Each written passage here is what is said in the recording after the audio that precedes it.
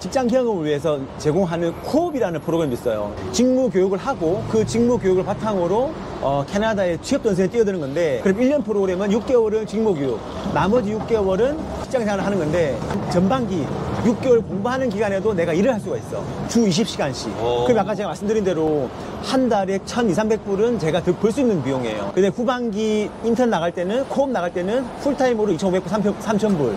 그러면 처음에 600만 원, 뒤에 한 2천만 원, 총 2,500만 원 정도 버는 건데, 이 학비가 얼마냐면 학비가 600만 원, 700만원밖에 안 해요. 6, 700. 그러면 내가 이 일을 통해서 다 뽑을 수가 있는 거예요.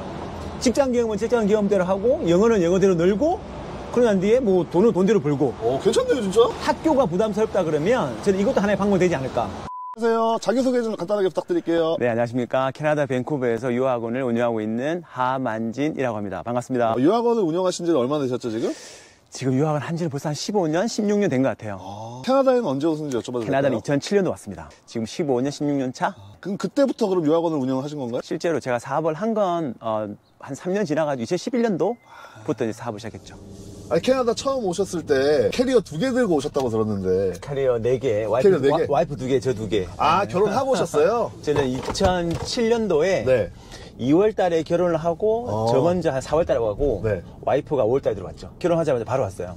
그럼 오셨을 때 진짜로 조금 거의 무일푼으로 오셨나요? 아니 뭐 지금도 사실 그렇긴 하지만 ROTC 제대를 제가 2004년도에 이제 제대를 하고 네. 그런데 바로 중국으로 넘어갔죠. 전공이 국제통상이라 해외 영업주 일을 하고 싶었거든요. 네. 바로 중국을 넘어가서 공부를 하고. 중국 어디로 가셨죠? 저는 그때는 딸리엔, 대리엔. 딸리엔? 네, 대리엔 갔었고, 중국 끝나고 바로 또 밴쿠버 넘어와서 네. 또 영어 학년수를 또 했고, 그러고 난 뒤에 바로 이제 한국을 넘어가서 서울에서 직장 생활을 했다 해외 영업을 한 1년 정도 하다가 네. 아, 이거 아니다. 꿈에 그리고 하던 직장이었는데도 네. 불구하고 어떤 직장을 다니셨는지 여쭤봐도 될까요? 이제 그 케이블을 네.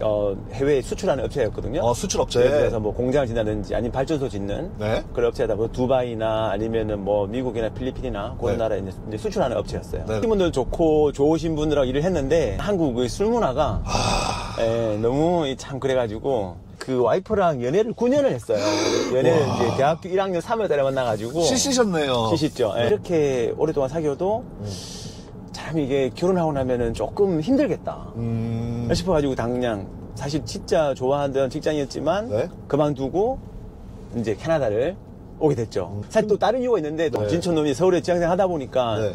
돈이 안 모이는 거예요. 솔직히. 그렇죠. 아마 저랑 비슷하게 생각하시는 분들이 많으실 거예요. 집값 내고 뭐 이거 내고 하니까 돈도 안 모이고. 맞아. 사실 또 부모님도 하시는 말씀이 나는 너에게 건강한 신체와 건강한 정신을 줬다. 하지만 돈은 없다. 깔끔은 하죠.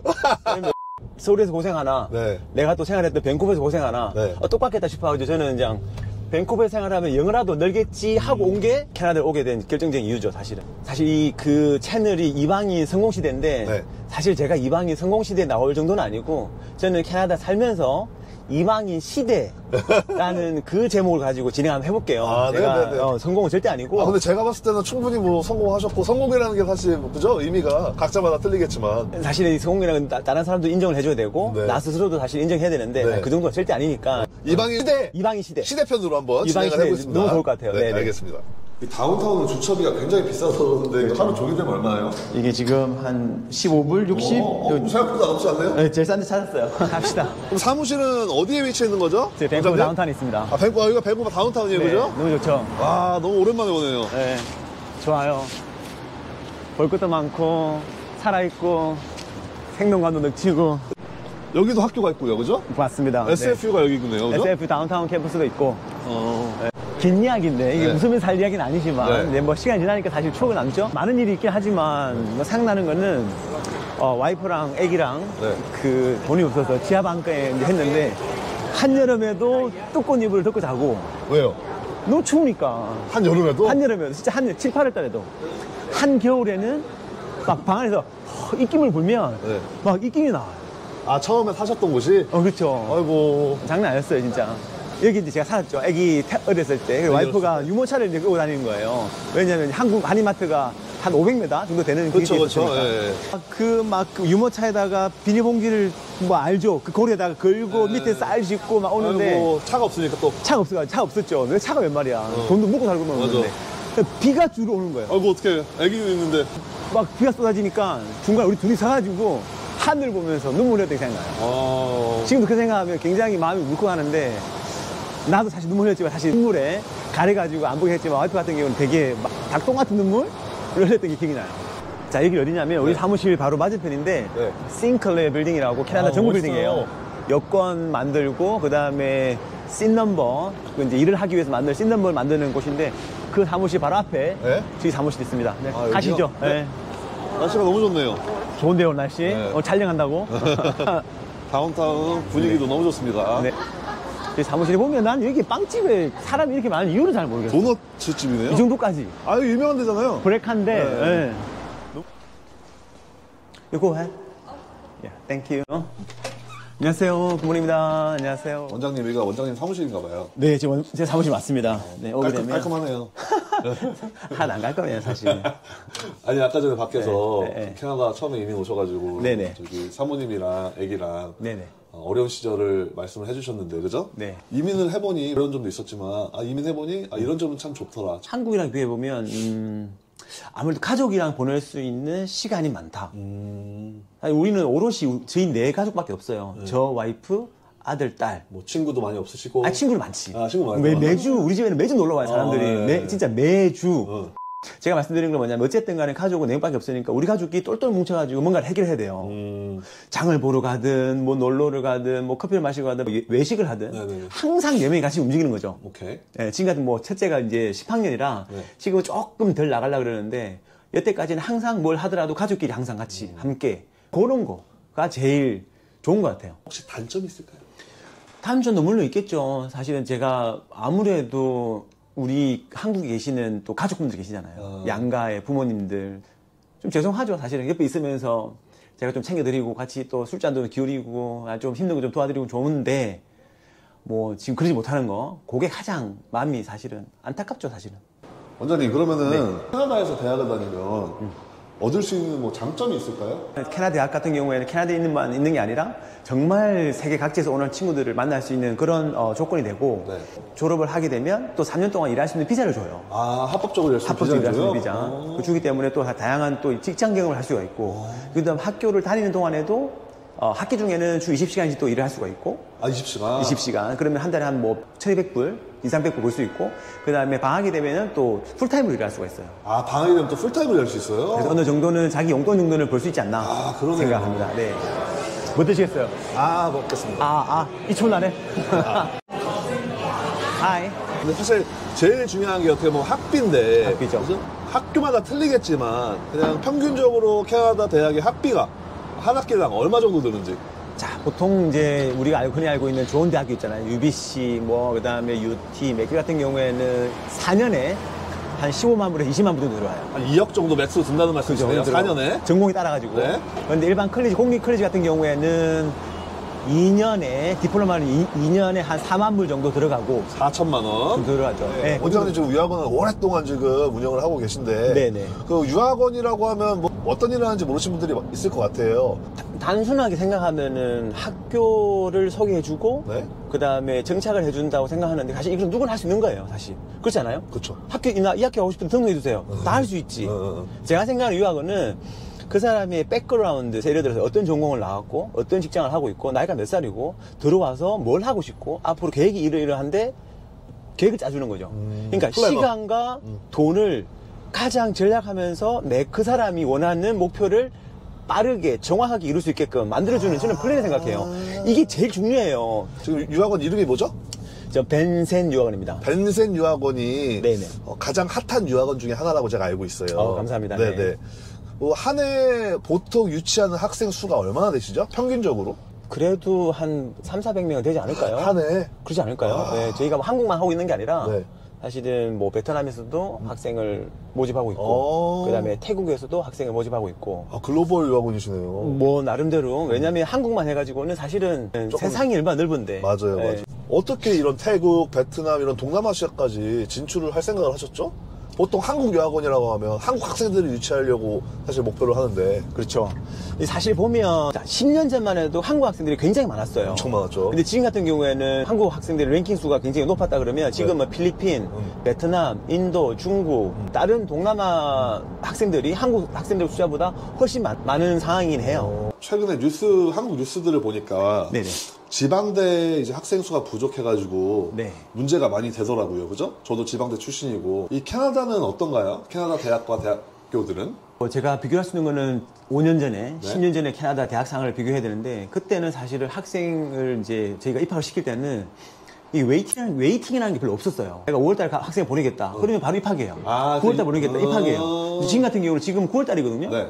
내년 1월달, 내년 5월달 다 마감이에요. 무슨 이야기냐면 캐나다는 이민을 위해서 많은 학생들을 지금 받아들이고 있는데 뭐 그러다 보니까 대학교를 이용한 이민 방법이 가장 사실 많은 방법이 있긴 하겠지만 그 방법이 가장 안전하니까 그래서 많은 학생들이 컬리지를 가고 대학교를 가다 보니까 많이 이제 여기는 옛날보다 학생 수가 엄청나게 많아졌어요. 아, 그래요? 네. 한국 숫자만 줄었을 뿐이지 네. 정말 다양한 나라들을 오는 숫자들은 엄청나게 늘고 있습니다. 아, 그러면은 이제 캐나다 대학이나 대학교는 어떻게 들어가는 거죠? 입학 조건 같은 게 있을까요? 사실 뭐 아마 이걸 한 번도 경험해보지 않으신 분들은 엄청나게 복잡할 거라 생각하는데 실제로 굉장히 간단해요. 영어 성적 IELTS 6.5, 6.0 정도만 있으면은 누구라도 입학할 수 있어요. 아, 그래요? 대신 오. 전공에 따라 가지고 뭐 수학을 요구한다든지 아니면 뭐 과학이라든지 뭐 물리, 화학 정도 요구할 뿐이지 IELTS 6.5와 돈만 있으면 진짜로 아, 그게 어렵네요. 돈만 있으면. 누구라도 다 입학이 가능하다. 네, 그렇습니다. 그러면 제가 6.5라고 굉장히 낮은 숫자를 얘기했는데 이거 한다고 해서 무조건 캐나다 대학교 성공하느냐? 또 그거는 보장이 된 게 아니에요. 이거는 여기 와가지고 본인이 어떻게 하냐에 따라가지고 졸업은 또 능력 여하에 따라 달라진 거고 우리 흔히 이야기하잖아요. 외국 대학은 들어가기 쉬운데 나오기 힘들다. 이게 사실이에요. 아, 그래요? 그 졸업하고 난 뒤에도 문제가 돼요. 뭐가 문제냐? 영어. 이런 이야기 있잖아요. 뭐 캐나다, 미국 가게 되면은 뭐 대학 졸업하더라도 뭐 제대로 된 취업을 못해. 그럴 수 있어요. 왜? 영어가 안 되니까. 아, 대학을 졸업하더라도, 그죠? 그렇죠. 충분히 그럴 수 있죠. 왜? 내가 성적을 따고 이걸 졸업하는 데만 급급했기 때문에 영어가 유창하지 않을 수도 있어요. 그럼 실제로 여기 캐나다라는 나라는 영어를 쓰는 나라거든요. 그럼 영어가 안 되는데 어떻게 취업을 해요? 열심히 정말 죽을 똥 살 똥 해야지 좋은 데 취업을 하고 캐나다에 잘 살 수 있다. 그러면은 원장님이 보시기에 캐나다 살면서 뭐가 가장 중요할까요? 영어죠. 뭐 캐나다뿐만 아니라 뭐 뉴질랜드, 미국, 영국, 호주 다 영어를 쓰는 나라이기 때문에 그 나라에 살기 위해서는 영어가 제일 중요하고 물론 다른 중요한 것도 많긴 하겠지만 제가 생각할 때 영어. 캐나다에서 16년 동안 제가 유학을 하면서 정말 영어가 중요하다 생각해서 하나 만든 영어 공부, 영어 스피킹 어플이 있어요. 아, 그래요? 캐나다, 미국에서 사는 원어민들이 실생활에 사용하고 있는 영어 문장 패턴 500개를 뽑아가지고 만든 어플이거든요. 이 500문장을 한 문장을 가지고 300번을 한다고 했을 때 안 외워질 수가 없어요. 15주 동안 하루에 2시간 정도만 쓸 수만 있다 그러면 사실 하다 보면 진짜 토 나올 정도예요. 2시간 하게 되면 배가 고파요. 왜?